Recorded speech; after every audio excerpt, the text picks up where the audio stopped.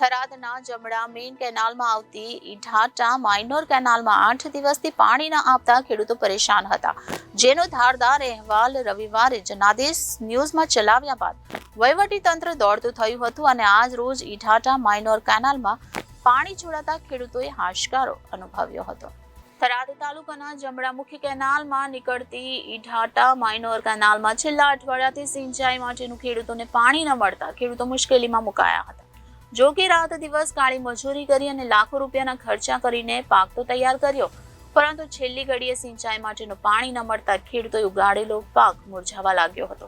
સરકાર દ્વારા ઉનાળુ સિઝનમાં પાણી આપવાની જાહેરાત કરવામાં આવી હતી, ત્યારે છેલ્લા અઠવાડિયાથી પાણી ન આવતા ખેડૂતો મૂંઝવણમાં મુકાયા હતા। ખેડૂતો દ્વારા તંત્રનું વારંવાર ધ્યાન દોરવા છતાં તંત્ર દ્વારા પાણી રેગ્યુલર છોડવામાં ન આવતા ખેડૂતો ચિંતિત બન્યા છે, જેથી ખેડૂતોએ મીડિયાનો સહારો લીધો હતો અને જેથી કરી છેલ્લા 8 દિવસથી પાણી છોડવામાં આવતું ન હતું એ પાણી કેનાલમાં છોડતા ખેડૂતોમાં ખુશી વ્યાપી ગઈ છે।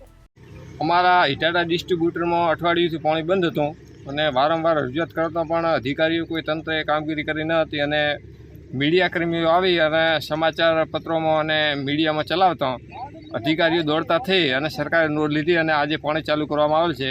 એટલે ખાસ મીડિયા મિત્રોનો અને ન્યૂઝ ચેનલનો ખૂબ ખૂબ આભાર વ્યક્ત કરીએ ખેડૂત પરિવાર વતી। ધન્યવાદ। Reporter Thanaji Rajput, Janadesh news, Banaskantha.